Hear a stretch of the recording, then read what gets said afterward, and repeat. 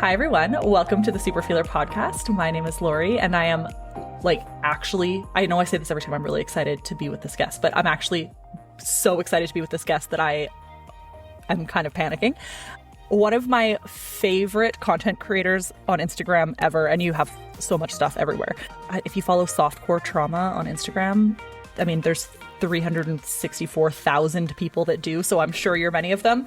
But Margeaux is the creator behind that account, and I've been following your account for years. I don't even know how many years. And then one day you posted something about BPD and I went, oh my God, okay, that makes so much sense then, because it's like, no wonder I relate to this content so much. Yeah. So, I mean, it's funny because your content is so specific, but also not a lot about you as an individual as much. Oh. And also, do you have cats? Because that makes me very happy. I do. I have sweet little Roland, and he is very vocal in his old age, so he will be a Perfect. Background guest. That's great. I can hear this Roland. episode. And I'm very excited to have him because I have one of my own who is also a screamer. So often we will hear Gus in the background screaming too, so they can be besties. Excellent. Anyways, so you tell us a little bit about yourself. I mean, you started this Instagram page, but also you're a human outside of social media and content creating. So tell me about yourself. Yeah, it's so funny. I love hearing about at what point people kind of started following me and how much of me they feel is there, because even though yes, I am speaking in broader strokes on my page, because I'm speaking about trauma more broadly, I also feel everyone knows everything about me, because I'm oh, this is about you, but it's really also I'm roasting you, but I'm also roasting me. Totally. And yeah. But yeah, so my journey was I had never had planned to be a human who made memes on the internet. I didn't even actually think I was funny enough to make memes. Oh, you are. I mean, yeah, it was a newsflash to me when I started doing that and people were really responding, and I was oh, whoa. But if you scroll back even further on my Instagram, it initially began when I had a fashion blog in 2015-ish. I need to go back further. Oh my gosh. Yeah. Deep dive into the archive. And someone was well, you should really, have an Instagram to promote, your blog. So I was okay. And so it's a very different vibe way back when. And then I really started to get excited about the idea of using social media as a platform for education.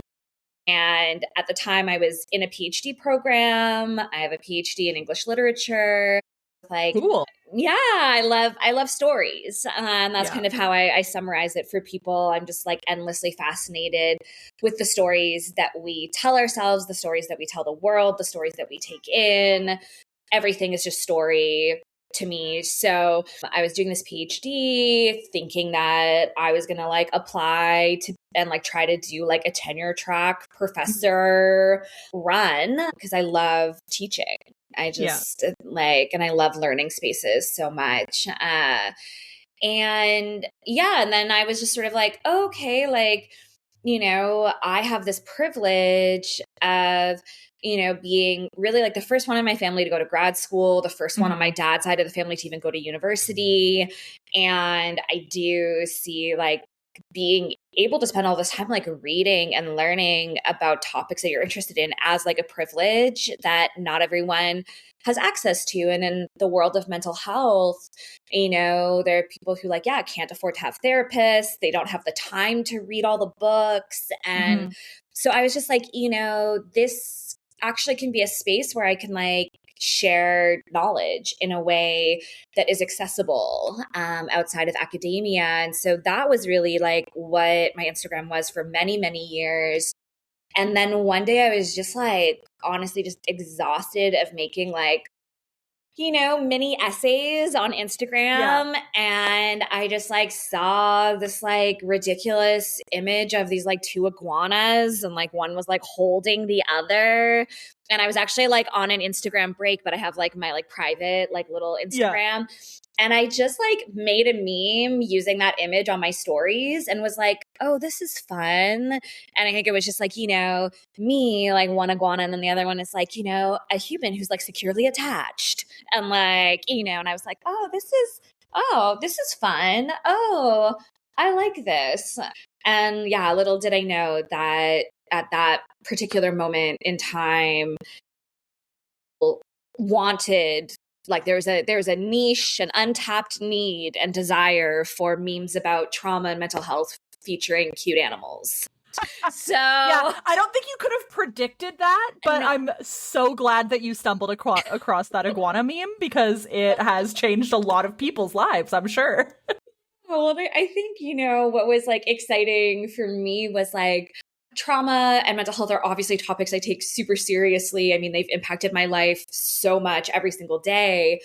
And, you know, I think that like bringing humor, bringing play, bringing softness to these topics that are really heavy and, you know, come with like a lot of struggle.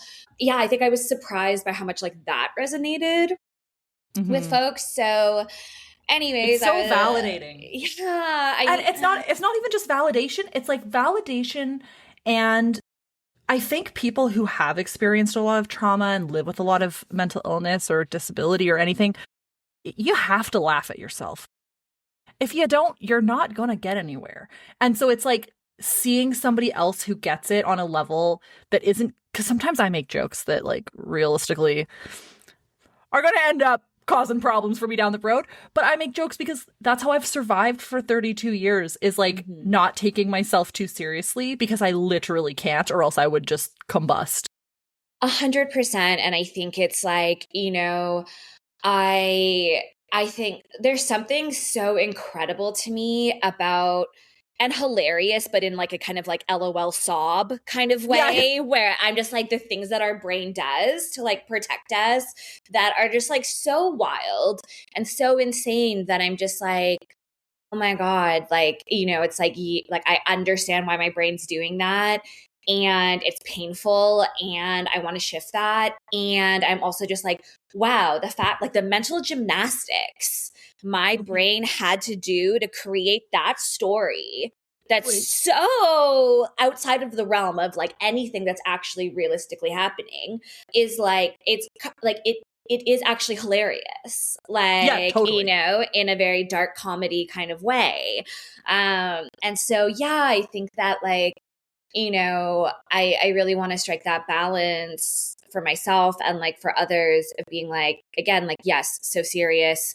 This sucks. You know, it's like whenever someone's like, I feel so seen by one of your memes, I'm like, I'm so glad, but also I'm so sorry. Like, I wish nobody resonated with this, but yes, here we are. But here we are. And like, it's beautiful that we're like, you know, finding each other on the internet. And, you know, I know for so many folks, like everyone in my life is like a human with like trauma and mental illness in like some way, shape or form. But I know for a lot of folks, like, I mean, I think most people have trauma and mental illness, but like they just don't acknowledge it. Exactly. Yeah. Right. I'm just like, show me actually a neurotypical human. I don't actually know if that exists. But like, yeah, they don't have other people in their life that they can show up these ways with, who, you know, they feel safe with, that they can be vulnerable and playful with. And so for me, I think a big part of why I feel so honored to like be in this like pocket of the internet is that it can be a way for people to feel less isolated and like alone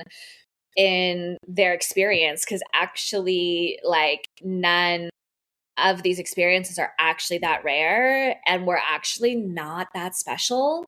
Like, well, it's so similar. When I started podcasting, it was 5 years ago, and I remember people from all over the place started reaching out, and they said, oh my gosh, you're the only person I've ever met who has borderline personality disorder. And I thought, I'm so honored. Like, they said, I've never told anybody this. You're the only person I've ever met. And I was like, that's such an honor. Also, you've met hundreds of people with borderline personality disorder. Just nobody's ever talked about it before. And that's why we have to start these conversations, right? And well, 100%. And, you know, it's like people will like quote statistics at me. And I'm just kind of like, okay, number one, I'm like, I'm not a scientist. I did a literature degree. So, You're like, I don't do math. Thank you. Yeah. Numbers and I were not friends. No. But I'm also just like, well, yeah, this is like one of the most stigmatized mental health diagnoses that exists, and one that like, from my, like I'm just kind of, I've been dipping my toes in the waters of like thinking about BPD for a couple of years now, but definitely I'm much more well versed in just like the landscape of talking about trauma. But like when I started to like read about it, and and then I like pull out like how the DSM defines it, and I'm actually just like, this just all just looks like trauma to me. And survival. And survive. Yes, 100%, which is what trauma is. And so I'm just like, actually, I wonder what would happen if like we lived in a world that didn't stigmatize BPD, how many people might actually realize that that was their experience, how many people might get diagnosed, how that might change the statistics if we're going to like depend on those numbers. And in the same way that I think a lot of people think that like living with trauma is rare. And I'm actually just like, actually the world we live in is like traumatic for like basically everyone. And it's getting worse and worse and worse and worse and worse every single day. Yeah, literally the horrors continue. And so, you might not think that you have trauma in like the classic PTSD DSM definition of it, but actually a more broad, inclusive understanding of trauma would actually show you that like you probably are living with some trauma-rama. Totally. Yeah, absolutely. And so did you get a formal diagnosis? You did, right? No, you have. Okay. No. I know I read your Substack, which was beautifully written, and I have pulled some quotes that really resonated with me that we could talk about a bit, but I know you said like you identify with every single one of the symptoms. Yeah. Oh yeah. And like at different points in my life and in different, moments. And it's so funny. I mean, I'll write about this in another Substack essay, but there's, I recently, within the last year, rediscovered my old live journal. And, for folks who don't really know the world of live journal, this is like blogging kind of like back in the day, and it was at a time where like it was just really popular to do all of those like online quizzes. And like, oh my God, yes. And one of them was like, what personality disorder do you have? And like, no, it was not. It was. And sure enough, like, and you could copy and paste like, it into show up whatever the HTML text was. And like the one that I got was BPD. And spoiler. Yeah, and so that was like when I was like 18 or 19. Yeah. How old are you now? I'm 40. Okay, yeah. Yeah. So like at that time, that's absolutely, I see it like so clearly in like my archive. And then now for myself more recently, the flavor of like my complex trauma has just been really borderline-y. If I wasn't living in the US, I might like be interested in pursuing like a formal diagnosis just because that's interesting. But Canadian healthcare, very different story. Very different. Although for mental health stuff, I don't think it's any better. Okay. Like, from what I've heard, the stories of American or people living in the States, Americans, whatever, and Canadians trying to get that first kind of diagnosis and treatment, because psychiatry is so hard to access here. Even like, yes, it's free. That's obviously that's huge, but you may not ever get there is, I think, part of the problem, right? So sure. I mean, it is what it is. And diagnosis is all really what you get from it. So, yeah.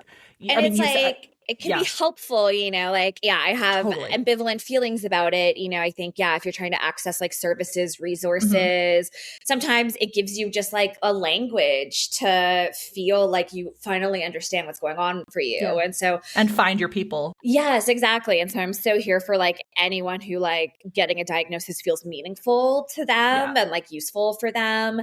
And I'm definitely also not someone who's in the camp of feeling any kind of way about self-diagnosis. I think that like we are the experts on our experience. And so, like I can read through the list of DSM symptoms and be like, oh yeah, check, check, check, check, you know? But this is definitely the first time in my life that I'm really like using the language of borderline, because I think because of how misunderstood and like pathologized it is, there's something very like powerful and political to me about like stepping into that language, especially as someone with like a large platform. Totally. And I've been kind of in the BPD advocacy space for 10 years now, and I don't have a huge platform, but I have a somewhat of a platform. And to see somebody like you, who I already admired and does have such a big platform, talk about BPD so openly and naming it, has been incredibly validating for me. And I'm sure 300, probably 1,000 other people, because I think we're connecting with your stuff for a reason. You know? Yes. Yeah, it's been really nice to see. And I want to acknowledge, I don't, is it okay if I read like a sentence from your Substack? Yeah, of course. Because we were just talking about the diagnosis thing. So for what it's worth, Margeaux has a Substack, carescapes.substack.com, which I will obviously put in the show notes, and you can talk about it a little bit in a sec, which I'd love to hear. But I read the first kind of part of this series, and you said, we must acknowledge that diagnostic language is rooted in white supremacy and colonialism, which have taught us to pathologize so-called symptoms instead of seeing them as the brilliant ways we adapted to survive traumatizing circumstances. And I just think, given we're having that conversation about diagnostic labels, we have to say that, right? I mean, it's so beautifully written. It's so true.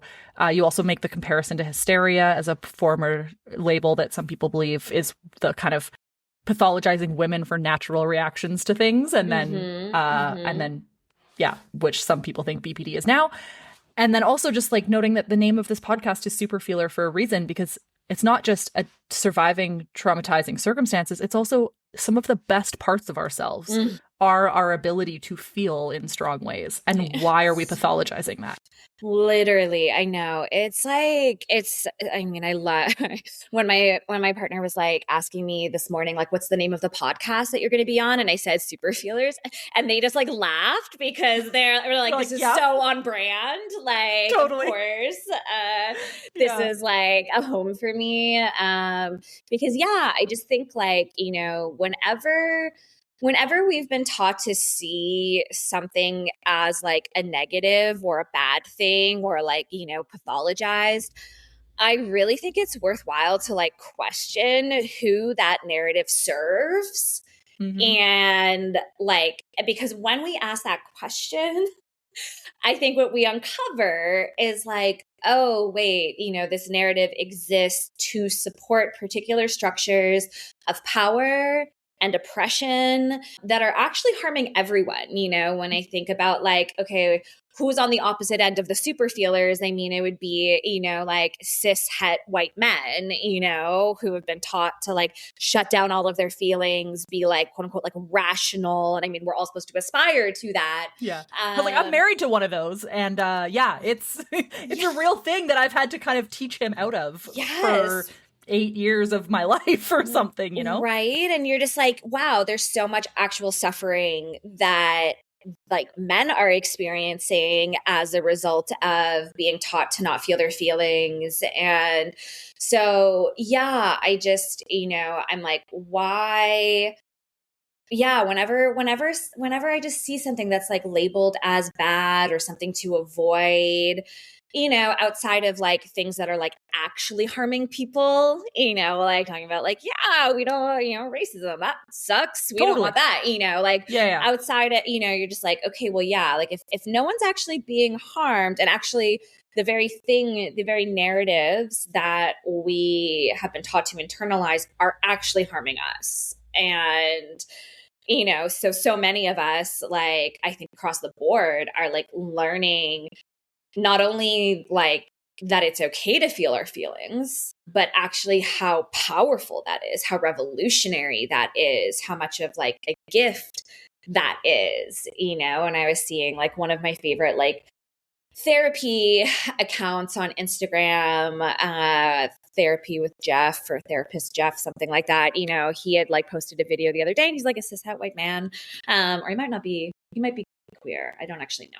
But anyways, and he was White like, man. yeah. And he We're was, halfway there. Yeah. and he was responding to, the latest of, the ICE like murders that have just like happened. And he was it's just January like, 9th when we're recording this, by the way. That's an important date because I think the world is going to get, shit is not going to get better. No. We're only... Sadly, I feel the need to date stamp a lot of these podcast episodes now, which I used to not do because there's so much happening so quickly. So anyways, it's January 9th, 2026. Continue. Yeah. And so, and he was just saying, he's like, he's like, I don't want you to feel grounded right now. Yeah. Actually, that worries me. We should be feeling outrage. We should be feeling grief. We should be these feelings that have us agitated are incredibly important for us to be feeling right now. And so, I'm just kind of, I'm like, the importance of like reclaiming this ability to feel so deeply, which is something that folks with borderline, absolutely experience. And then you're just like, what is the bar? What is this made up bar of like how much feeling one is supposed to have and like what is acceptable and unacceptable around that? Because it's actually just a fiction. And why does feeling strongly make people uncomfortable? It's because we challenge the system and because we're passionate and because we're strong advocates, right? Yes. It's, whether or not that's a conscious decision when people are writing diagnostic criteria, who knows? But the people writing diagnostic criteria are not usually, I would argue, always people with privilege in some way or another. Yeah. Because they are people who have access to higher education. They are people, right? And that's not you have a PhD because you're really smart. Like, yes, I'm sure you're brilliant. Sure. I have a master's degree. Yes. I'm not that smart, but I have a master's degree because my mom has a master's degree and my grandpa had a PhD. I didn't have going to school was something that I was going to do and be supported to do regardless of what was going on, 100. And that is a huge privilege that I don't want to take for granted or anything, Yeah. God, the world is such a fucked up place. I know. It's hard to have conversations and I think one of the things I love that therapist Jeff thing. I'll try and find his page and I can send it to you. That'd be great because I totally agree. And I find, I think there's a balance between putting your head in the sand and knowing what's going on and also remaining well, right? Like and I think you have to be in the middle because you can't be too well, but you also can't put your head in the sand because this is actually happening in the world. Yeah. And it's terrifying and we should be terrified. And I know a lot of people who are like, oh, I don't watch the news. It's too depressing. And I'm like, right. But there's also people murdering babies when they're trying to get food. So maybe we should be upset by that. Yeah. And also though, I listen to a lot of political content but then sometimes I need to listen to my favorite podcast called Reality Gaze because sometimes I just need to turn my brain off for a hot minute and listen to Maddie and Poodle talk shit about whatever the current thing is. You know what I mean? And there's that balance, Yeah. Oh yeah. I mean, there's a reason why most of the TV I consume is reality dating shows and literally. Heated rivalry. There's, there's a reason because I need to just have something that the stakes are non-existent. Yeah. It's just pleasurable and ridiculous. And, we have to, pleasure is necessary for the revolution also. I think that there, on the opposite end of the spectrum can be folks in activism who are just activism is all about just the struggle and feeling basically shit all the time. And if you're doing frivolous things that doesn't, exactly. And I'm just well, okay, no, we can't, it's not this either or, it has to be a both and. And I think, for me, it's about am I doing this action intentionally? Am I like zoning out and like putting my head in the sand? You know, like, is that an intentional move that I'm making to like support myself in that moment, knowing that I can only do this temporarily, like Totally. you know, and it's like, yeah, like in the same way that rest is like necessary, you know, for Very. the revolution. Yeah, you know, whenever we're kind of thinking in like either ors or sort of like very black and white terms, I'm like, that's just like, honestly, like that's what trauma brain loves. Trauma brain loves being like, it's either all this or all that. And like, you know, categorizing. Yes. Yeah. And everything that exists in the middle is like, just doesn't exist. And that is actually the space for me that has like been like the most healing. That's like the space that I exist in when I feel really embodied. So yeah. Well, you're going to love dialectic behavior therapy. Everything you just said, I mean, love in the way that it's also going to be incredibly painful and hard, but you're going to love it because the whole, it's not but, it's and, is something that I think has been a huge learning for me in terms of going so many statements in the world of saying, you know, I did not have the childhood that I needed, and my parents tried as best they could with what they had, right? Sure. Like those kinds of examples of not saying, but my parents didn't try hard enough, or I mean, I could come up with a million things. Yes. But it's that acceptance and change at the same time that dialectic behavior therapy is really trying to find, which I did DBT first when I was 19. Okay. Wow. Through just like the public health system here. Yeah. So I only did groups. I didn't do individual. I've never done individual actually. And I think it literally took me 10 years to really maybe more than 10 years to really wrap my head around like what dialectic meant and how you could both accept and change at the same time. So I knew the skills and I knew all that, but it's going to be a lifelong process for me to really like get that figured out. And you already seem to have that. I mean, it's funny because I just, you know, just started DBT. I just had like my 4 kind of pre-treatment sessions with like, I'm doing individual therapy as well. Nice. And then you're doing the full thing. I'm doing the full. Yeah. Oh, I'm so happy for you. That's awesome. I just jump in, you know, that's how I roll. Yep. All or nothing. And I do everything really intensely. Shocker. That's why we're getting along so well. And yeah, it was really funny. She reflected back to me, my therapist, and I knew this because I, you know, have enough like practice with self-reflection to like know this about myself. But like she really, when she said it to me, it like really hit me. She's like, so it seems to me like you don't really have actually any issues with the change part. You're very like, you're very determined to like, you know, change the behaviors, like implement these changes. What I do here is that we need a little bit more balance with the acceptance. And, you know, I think I'm really great at like in theory, like, yes, it's like I'm non-binary. I use they, them pronouns. Like I don't really understand gender. I don't like, you know, I'm non-monogamous. Like there's lots of like ways in which I exist in the in-between and like this like both and space, which like really interests me.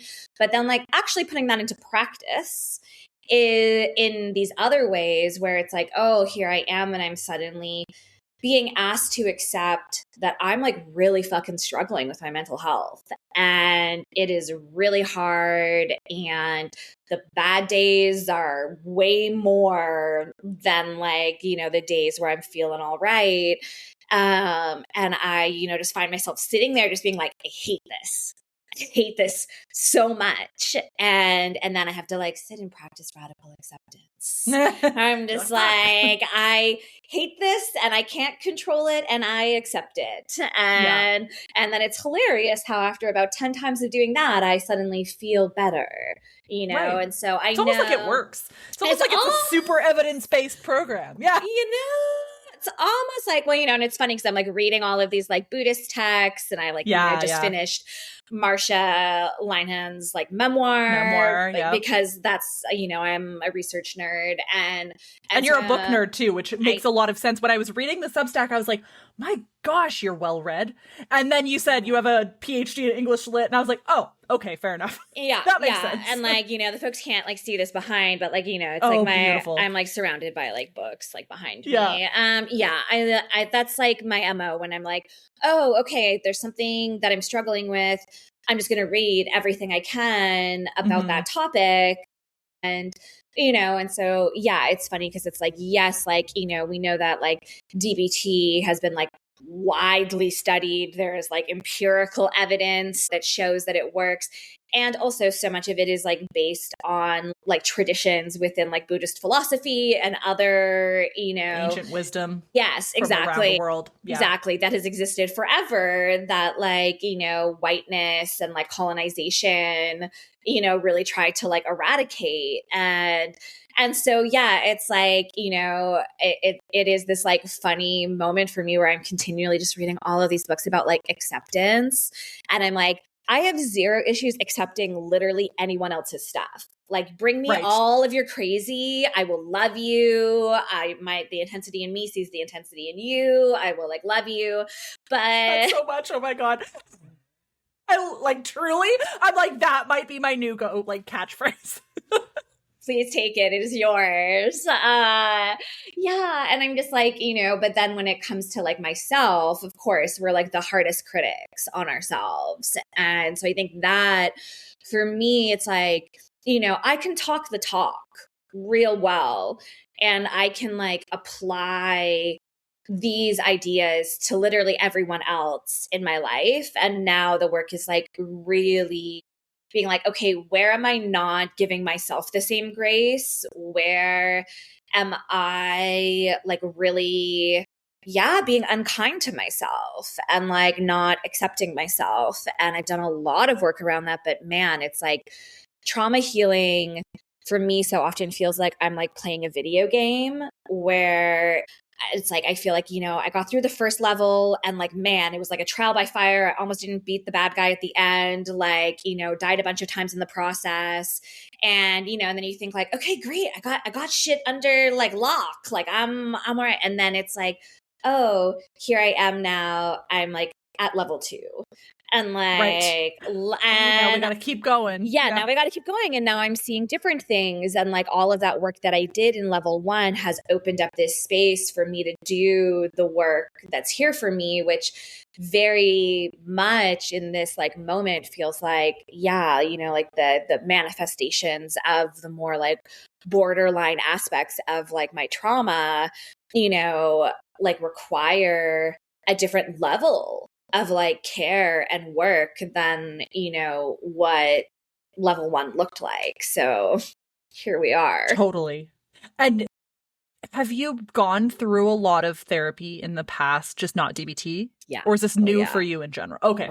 Therapy okay. and I was way back. I was doing somatic therapy for about 8 years. And that was like really like the first. We are really doing trauma work therapy. Yeah. Prior to that, I had done Gestalt therapy. I'd done CBT. I've done like relational psychotherapy. I've been in therapy pretty consistently since I would say I was 23 or 24. Okay. Hilariously, now I look back on this too through the lens of like BPD, and I'm like, so the first therapist I ever had, I was 18 or 19, somewhere in that range. And I went to the first session with her. It was either the first or second session. I only went twice and I never went back because in one of those sessions, she basically was just like, are you angry? And I was like, no, I'm not angry. Anger is a wasted emotion, is what I said, because I grew up in a family where, there was space for everyone else's anger, but never mine. And anger equaled violence. And, in reality, I actually had so much anger. And there were so many ways. And this is like, inwardly focused or outwardly focused? Inwardly. Yeah. And I think that is like, and I'd be so curious if you have recommendations, but this is like one area for me that I'm really interested in, like expanding the conversation on more with like BPD, because I think so much of what I've read is very much like, you know, anger that's turned outwards towards people, like picking fights and like yelling.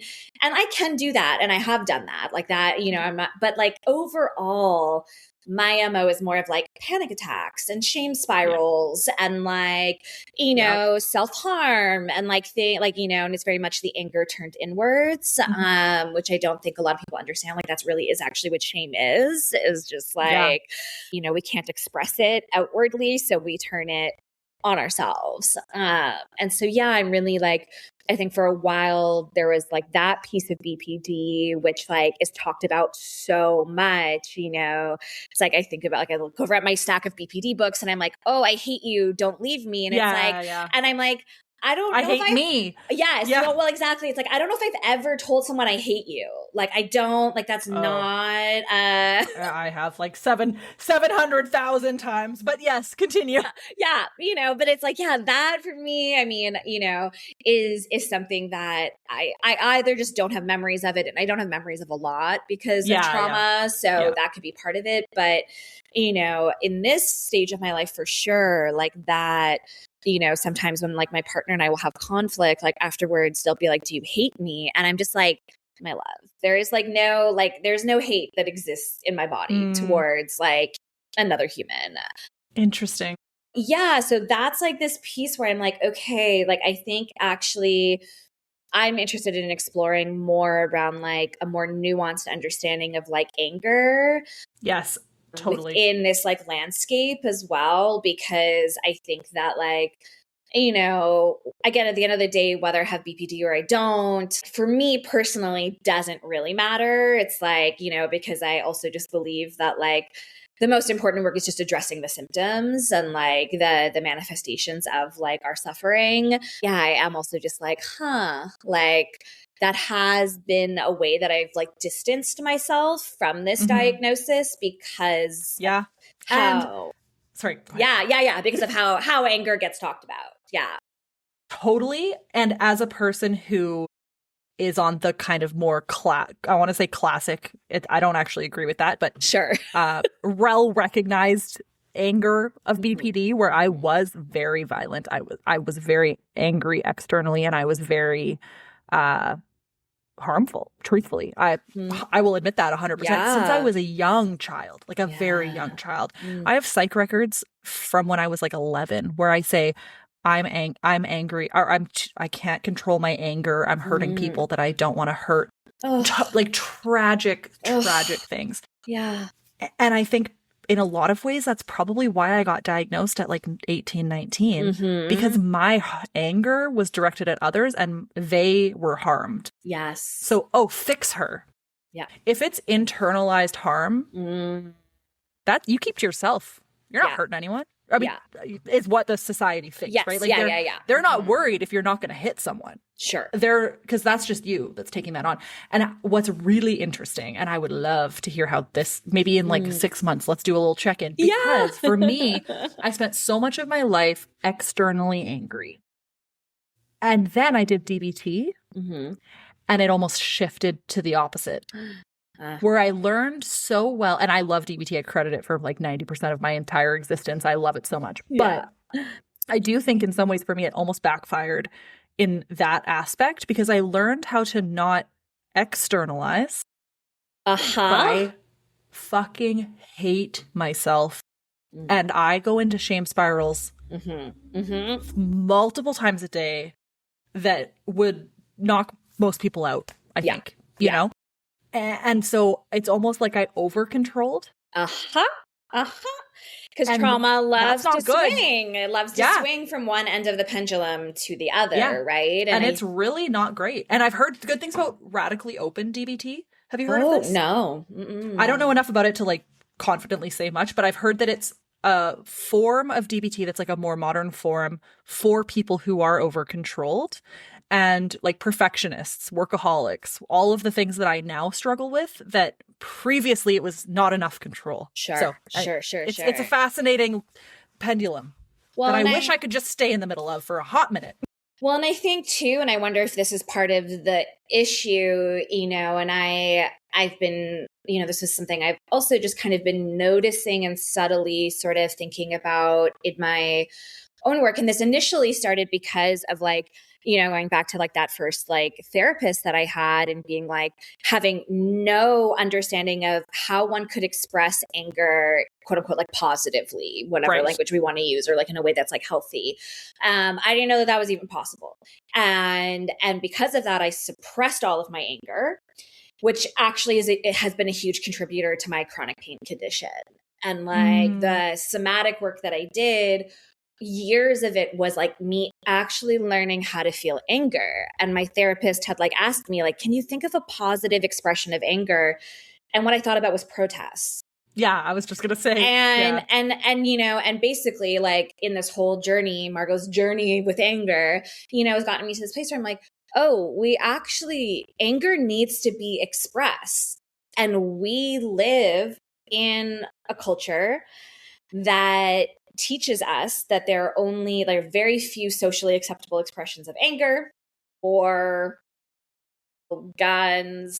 I was going to say, even nowadays, protest not a socially acceptable concept of anger, which is super scary. I know, right? And so it's we're becoming even more limited in what is quote unquote socially acceptable anger. And recognizing for myself too how much work I had to do just as a white person to hold space for the very righteous anger of folks who are Black, Indigenous, and people of color. And so I think something I'm getting really curious about, is because I don't think that the answer is we don't get angry. I don't that, I think, is what results in the turning the anger inwards. It's okay, yes, we don't want to harm others with our anger. And I'm also just we don't I think about anger as being part of our fight response in trauma language. And, fight response gets so demonized. Whereas flight, way less demonized, you piecing out and running away. Well, at least, I didn't lash out. Somehow that's better. Totally. Or people pleasing and fawning, which is actually, as I'm having to reckon with, big mic drop for me, is actually just a form of trying to control other people's emotions. And I'm just having to really sit with that. But it's lashing out and being angry and yelling and being mean and calling people names. It's yes, obviously we want to try to mitigate that as much as is possible.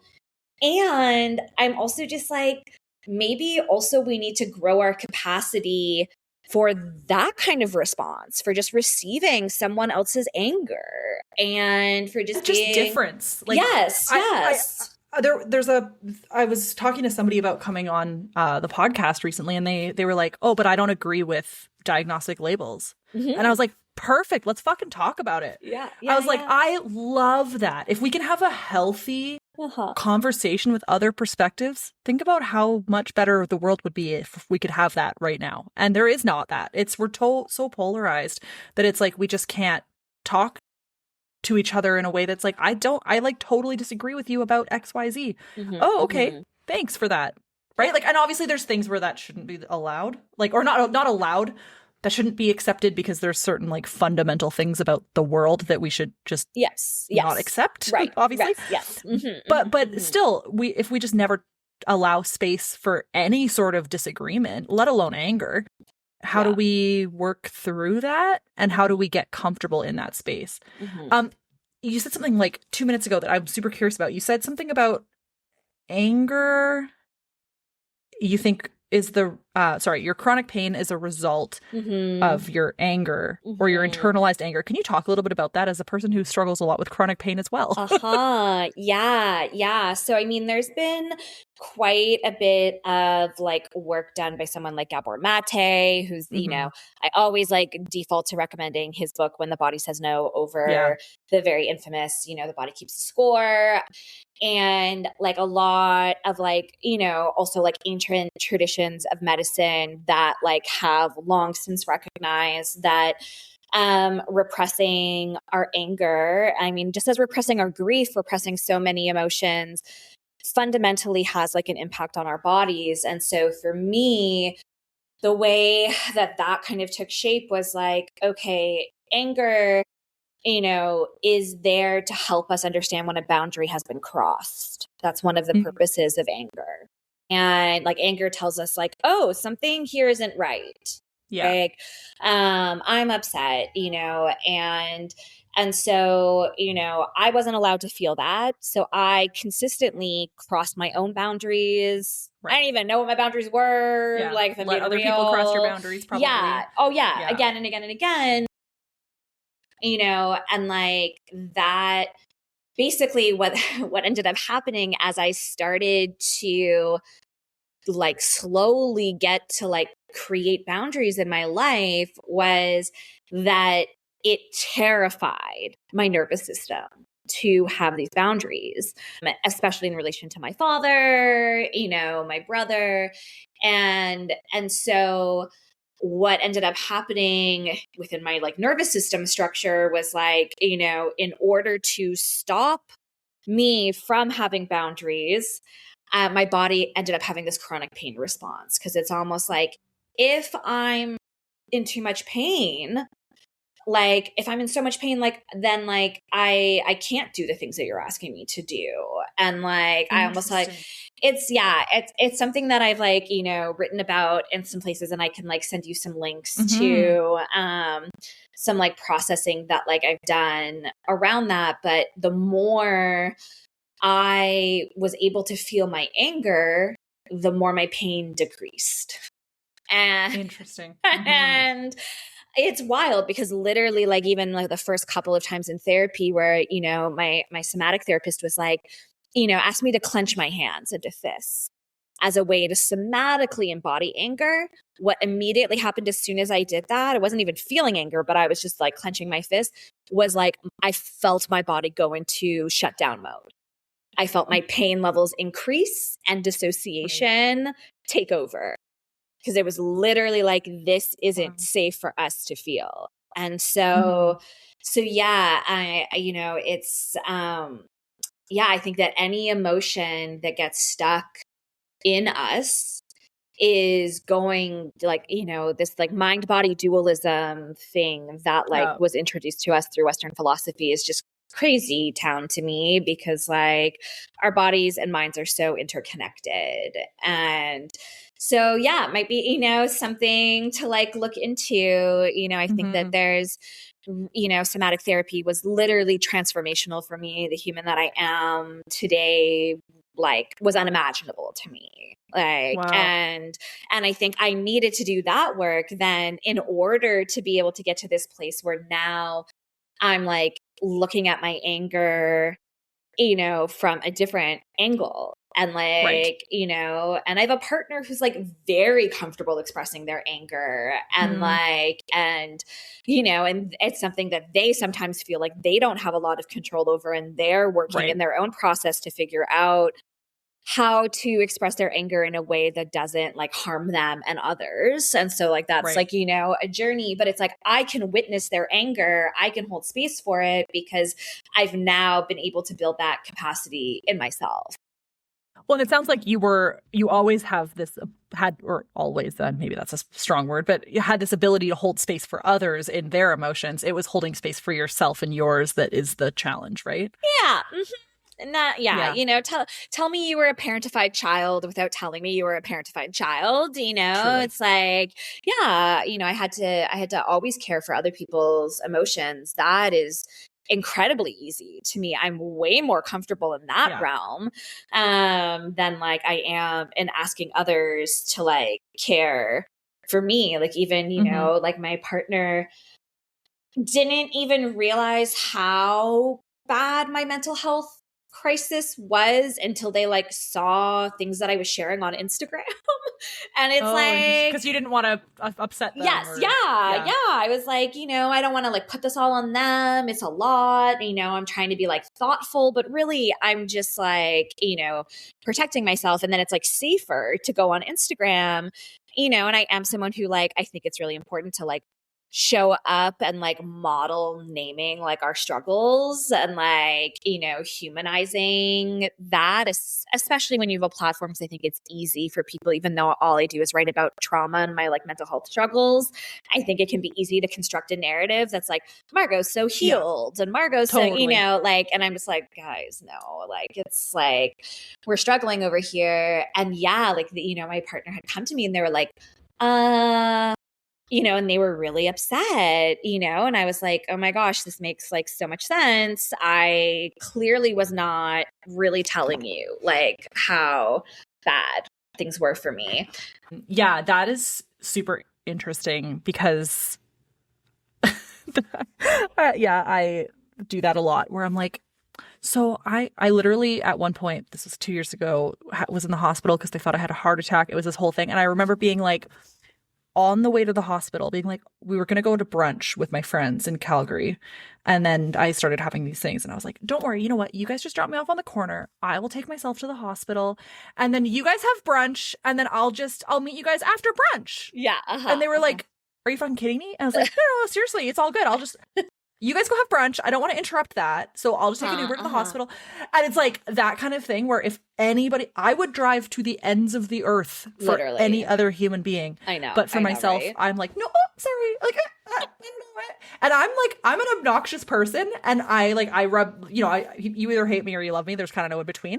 But at the same time, like, I literally would do anything for another human. No, of course. And I would not do that for myself. No, of course. I know. So relevant. Yeah. I know. I continue to have these moments where, you know, they'll just be like, Margaux, what? Like, what? Like, I got this like piercing with them like maybe 6 months ago. And one day realized it was definitely infected and was like, okay. And like literally my ear was like swollen. Anyway, you know what? It's a gross story. We're not going to go into it, but like basically I showed up at their place. Yeah, I showed up at their place and like with like chicken soup that I had made for us to have for dinner. And they like saw my ear and they were like, what is going on for you right now? Like, we need to like get you somewhere where like this can be taken care of. And I was like, oh, it's fine. What? You know, like I'm just, and it's like so hilarious now to like look at it. Cause again, yeah, of course, like if it was someone I loved showing up and I saw that they were like suffering or there's something going on for them, I'd be like, how can I support you? How can I? But like for me, I'm just like, oh, it's fine. It's fine. You know? But we had dinner plans to eat soup on your couch. Like, I can't cancel on that. Yeah. Yeah, no, literally that is the priority. And again, it's just like so funny. But yeah, so just like, oh gosh. Oh, Margaux. Oh. I know. You see it in retrospect and you go like, God. Yeah. Like, yeah. No, I can like, see it. Yeah. I just can't do anything about it in the moment. Yeah. It's so wild. I know. And they're just like, just talk to me. And I'm like, right. Talk to you.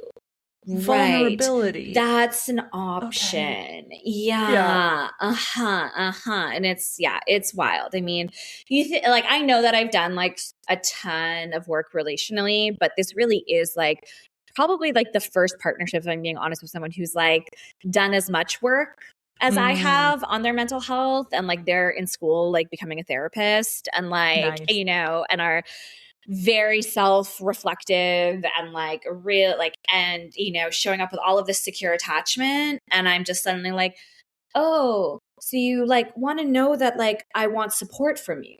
Like you want us to talk about things, like not in a like I need to ask you for permission kind of way, but just in like you know, like we're collaborators and like, and I'm just like, oh wow, it's like comical to me, like it's like, you know, you really it's very humbling is what I say to them often. I'm humbled.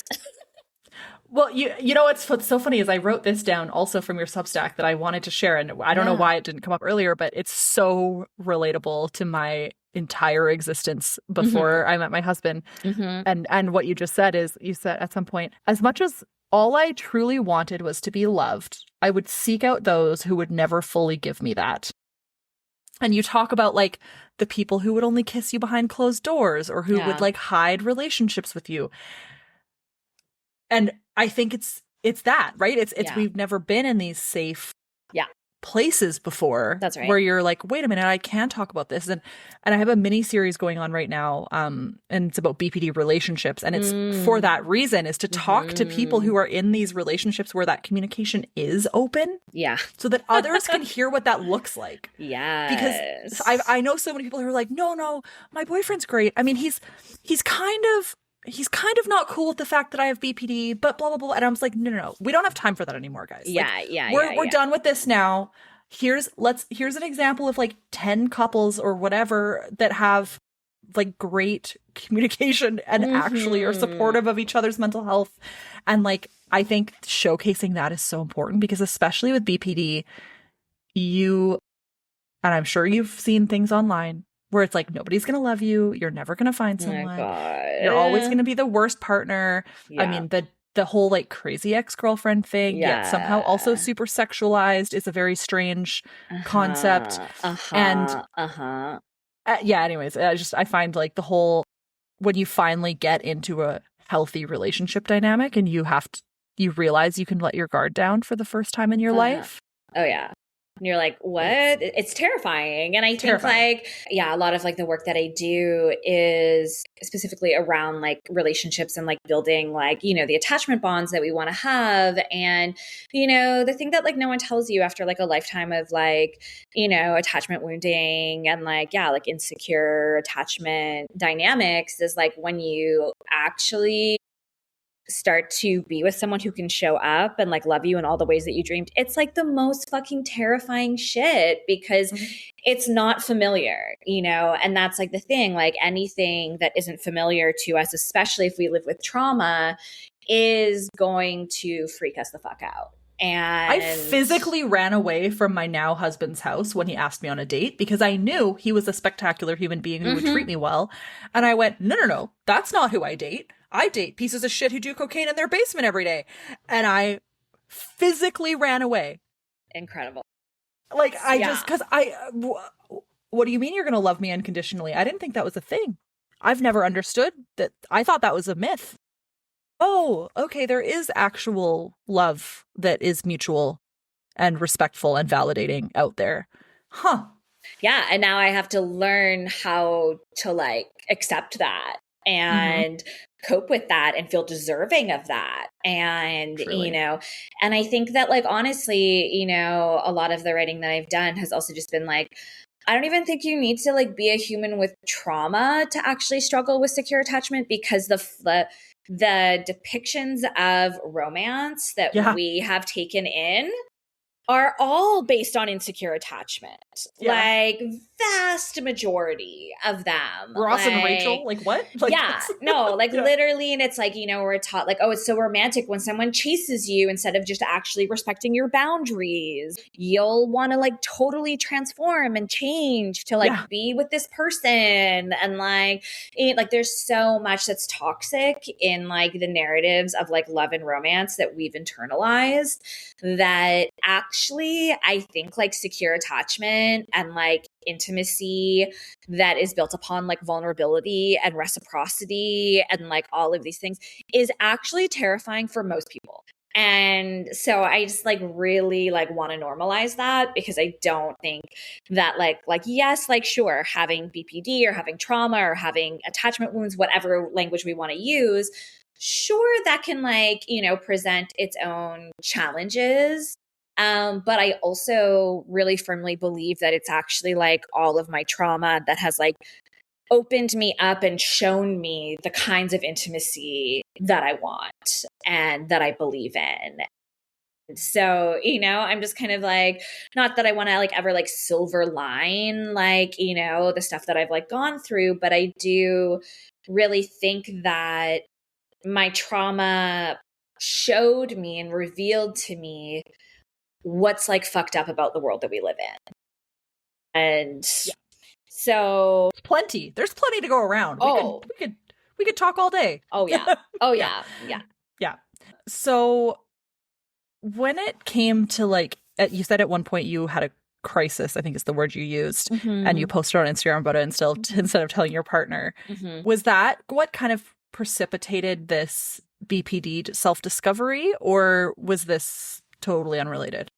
No, I mean, they're both very connected. Yeah, I think like my partner said that was like the first time that they had even like seen me or like heard me use the language of BPD, which I was like, in my brain, I was like, what? Really? Like I clearly was imagining whole other conversations that we had, which like were in my head, which makes sense for me because I do that a lot. I ruminate and play out potential conversations and how those are going to go horribly wrong. I love doing that. So, but yeah, I think like, you know, this more recent, like mental health crisis that I've been in has been like one part being actually in the relationship of my dreams. And how long's that been? It's been a year, and like, I mean, it's the timeline is quite because we had a very sorted beginning of our connection. But we were really like both of us were coming out of like relationships that had been like pretty traumatic for us. And so neither of us were like ready for a relationship, but like wanted to be friends and wanted to have sex. And like, so we just did that for a while without really knowing what we were doing. But like, you know, we sort of like, you know, decided that like the day we disclosed our crushes to each other is our anniversary. So it's been like a year and like 4 months. And I think what happened was because initially when we started connecting, there was so much trauma that like we were both navigating, and they were moving through a peak period of crisis in their own life where I just got to show up and like be the human to like love them through their crisis. And then once things started to like stabilize, then I started to process just how traumatic my last relationship was and how controlling it was. And like, you know, and that was starting to sink in. And, you know, and then, there was just like, we're both non-monogamous. And so there was like different things that we were trying to do at a point where neither of us were probably ready for that.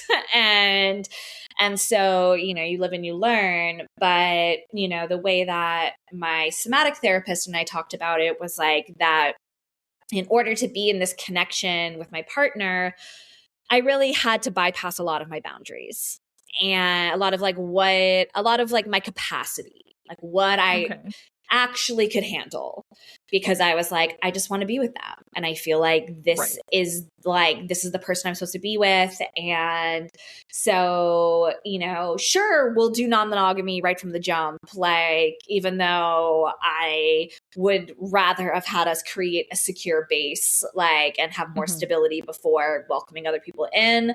And so, you know, the way she described it was kind of like, you know, you just kept putting weight on your attachment system until basically your attachment system reached a point that it couldn't handle it anymore.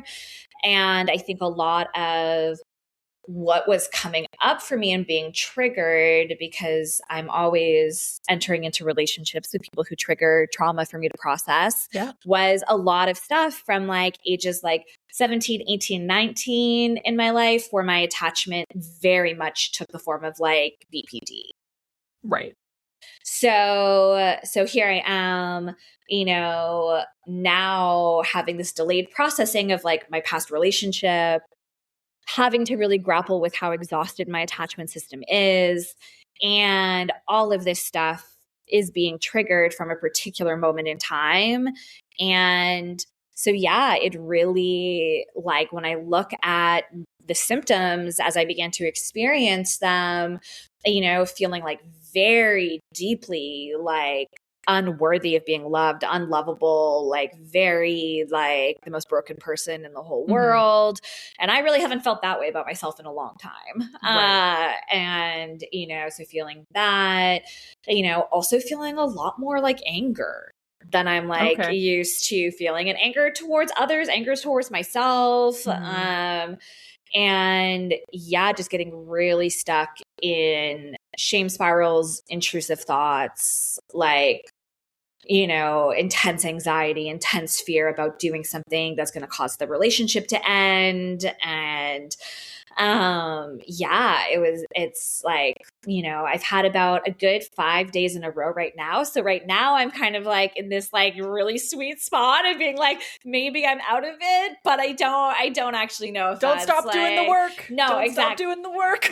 Exactly. Yeah. I'm just kind of like, but yeah, when I just was like, thinking about what was showing up for me, my partner has like gone through a DBT program as well. And for a while has kind of said to me like, Margeaux, I feel like DBT would be really helpful for you, and like really supportive. And like realistically, knowing what I know about DBT now, I'm like, man, I wish like this shit was what we were learning in like school. Rather elementary, like kindergarten, like literally, I know. like just like when anybody's like, I wonder if DBT would be helpful for me, I'm like, yeah, I would. I don't even know to know who you are. Any human being on earth, there are things about DBT that would be helpful for you.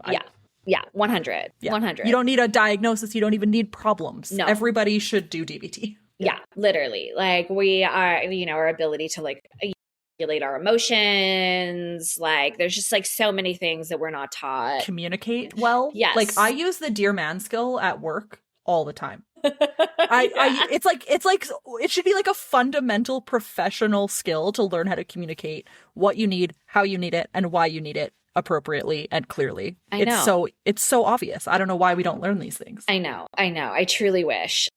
But yeah, they had sort of said that to me, and then I had an ex a few relationships back, propose that like maybe I had BPD in a way that was meant more as like an insult and like a pathology rather than like, anything else. And so there's like a lot of different things that like had me kind of like learning about it and thinking about it. And again, like whenever something is like kind of villainized, I'm also just interested in that. Mm-hmm. And so, seeing the ways in which people talk about BPD, similarly, the way people talk about narcissistic personality disorder, and just being like, really just these things just seem like different manifestations of trauma. And what would happen if we just like started to use more of that language and talked about it that way. Like that, I think would actually result in like transformation, rather than like being like, yeah, this is something really fucked up about you that you need to feel ashamed of and hide. Yeah. And a lot of that does come down to how you learned about it, right? Which is what's beautiful about what you're doing on your platform, because it's so large, especially as there's going to be people out there who go, oh, I really admire Margeaux. And, oh my gosh, look, they have BPD or are like exploring BPD. Yeah. And they are not going online like I did 15 years ago or whatever and Googling borderline personality disorder. And this was long before there was advocates or positive stories or anything, right? It was just, you're going to die alone. Nobody's going to treat you. There's no hope, blah, blah, blah, blah, blah. Everybody's going to hate you. Yeah. And if you hear about it in that context versus, I meet people who hear about it because of the podcast or because of the peer support group or somebody recommended it to them as a positive thing. And they come in with a totally different like view of themselves and going, I found my people, as opposed to I'm a horrible person. Yes. Those are two very different ways to experience BPD for the first time. For sure. And I mean, my like biggest fear is that secretly I'm a horrible person. And like I'm already looking for evidence for that. Like the research actually just fucking shows us that like shame doesn't support transformation and healing and growth. Interesting. Radical idea. Kind of the entire reason radical acceptance exists is because you need to be able to accept to change. And not accept necessarily the horrible things that have happened or the horrible things that continue to happen, but accept yourself for who you are in this moment and then be able to change, right? Yeah. Very different. Well, and I've really, I get stuck on words because I'm a writer and did an English lit degree. So, when I first was thinking about the word accept, I was like, well, no, like acceptance means like, condoning something. And then to read like, oh no, like, when people are talking about like radical acceptance, what they just actually means just acknowledging.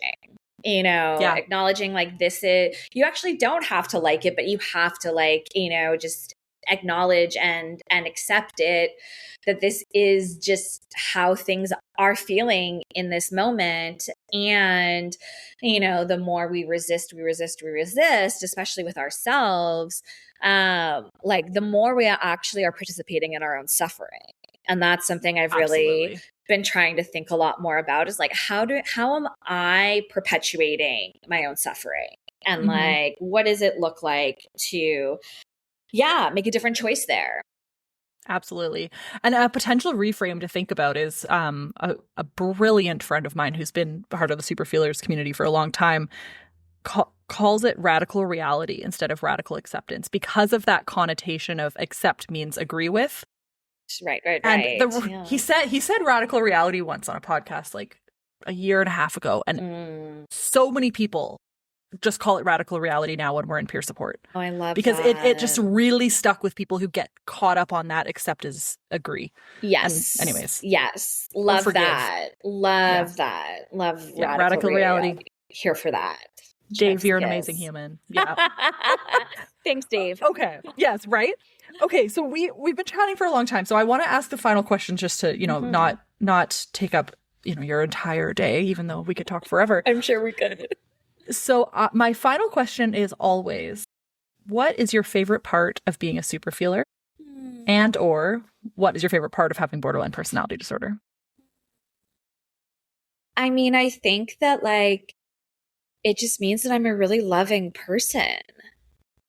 Like, I really just love people for who they are and can meet them where they're at. And I just have so much love in my heart, despite all the trauma, despite all the horrors, despite it all. And my capacity to feel things deeply, I really do think is like one of my most beautiful qualities, because it is what propels me towards like doing the work in the world that supports healing and change. And so, I think it's, a beautiful thing to feel things deeply. And like, it can be hard when we're feeling our grief deeply, or we're feeling our anger deeply, or, any of that. But it's like the opposite side of that is like, well, I'm going to feel equal parts like love and joy and happiness in relation to how deeply I'm feeling everything else. And so if I'm feeling those emotions less, that also means I have less access to all of these other very beautiful, powerful emotions. So you gotta have it all, Yeah. It's a spectrum, right? We got to acknowledge the fact that it's not all good or all bad. There is a gray in the middle. That's right. And that's very hard to see sometimes, but there is. That's beautifully said. I realized I said last question, but we didn't even talk about Borderline Baby, a recovery diary, which I totally want to talk about. Yeah. So tell me everything. I mean, I've read the first, what would you call it? Article? Entry, article, blog? I don't know. Piece? Yeah. First piece. I've read the first piece. It's amazing. So amazing. So beautifully written. Now it makes so much sense why it's so beautifully written, because you do literally, this is what you are all about. Tell us about it. A Borderline Baby, a recovery diary. Yeah. So I have a Substack, which for folks who aren't familiar is basically a platform where people write essays or just like longer pieces, everything like on every conceivable topic under the sun. And I really love it over there. It's a very special place. And so I have a Substack that I've been writing there for a couple of years called Carescapes, and the kind of idea behind Carescapes, I play on like the concept of like landscape, like landscapes of care, and like how do we care for ourselves and how do we care for others, and that kind of being the central organizing theme of it. And I am someone who believes, like, I mean, my whole shtick, I guess, if we want to call it that, is like, that we can heal through other people's stories. I have healed through other people's stories. I am a writer. I hope that people access some healing through the stories that I share. And I think, I feel particularly drawn towards writing about things that have been like very deeply stigmatized. That's also my MO. So I decided that I'm going to start this series every other week about like my journey in dialectical behavioral therapy, about navigating relationships with like these symptoms that have the BPD flavor to them. And I just like also just, my hope is that even like for people who maybe they're like, the language of BPD doesn't like resonate for them. I really just at the end of the day, BPD is just extreme attachment trauma. And I think that that's something that so many folks are dealing with and living with. And so, yeah, I just want to share more about my own journey doing that work and, and hopefully it resonates with folks. So this Saturday, we're here January 9th, so January 10th, the first piece is going to be going out. And then I'll be sharing every other week there. And then like interspersed, like I try to write something for my Substack every Friday and then go out on Saturday. So there'll be other pieces of writing interspersed there, all kind of around healing, social justice, care. So I hope that, folks check it out and that it resonates and that it's like, nice to watch someone kind of stumble along their own journey of healing. If you listen to this podcast, you're going to love this. I can assure you.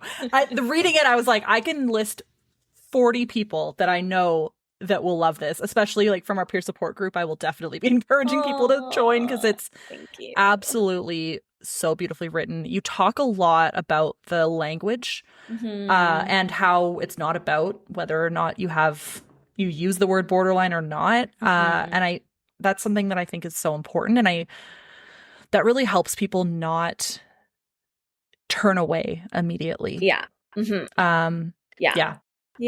Yeah, that's my hope. I mean, it's like I'm claiming the word and I'm also, like wanting us to like reimagine it, to redefine it, to like depathologize it and to like expand our understanding of, attachment trauma and its particular flavors. And so, that's kind of, I'm always kind of here for like the reparative gesture. That's also like my kind of thing, my whole first book was about like reclaiming hysteria and like, Was that Touch Me, I'm Sick? Yes. Okay, amazing. We're going to link that too, because I haven't read it.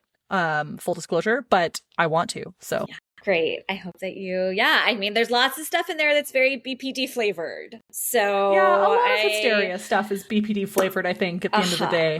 Yeah. So, my hope is that, like folks will really resonate with that, especially, you were sort of pointing to something I had written in like the Substack essay, but I mean, so much of my first book is about this of like, running away from people who could offer me the kind of intimacy that I wanted and learning to hold space for ambivalence, learning to hold space for this both and, learning to depathologize my trauma, my chronic illness, to really see, these things that I live with every day as actually opening up doors to different kinds of relationality that have been so healing and beautiful and transformative. And so, I hope that folks check it out and come and find me on Substack. And I don't know when will this be airing? Do you know? Probably the second week of February. So in like 3 weeks. So there'll be a couple out by then. Okay, cool. Yeah, great. Well,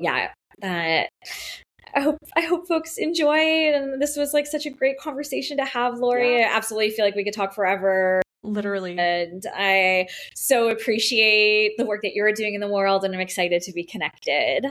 Hey, thank you so much. And truly, you have to go follow Margeaux on socials because Softcore Trauma is the best page. And I assure you that you will relate to so many of them. And it's also like cutesy in like the best way because like sometimes you just gotta be cutesy. So, and you've probably seen me share a million of your things anyway. So let's be real, you probably already follow them. But either way, All of the stuff we talked about will be in the show notes.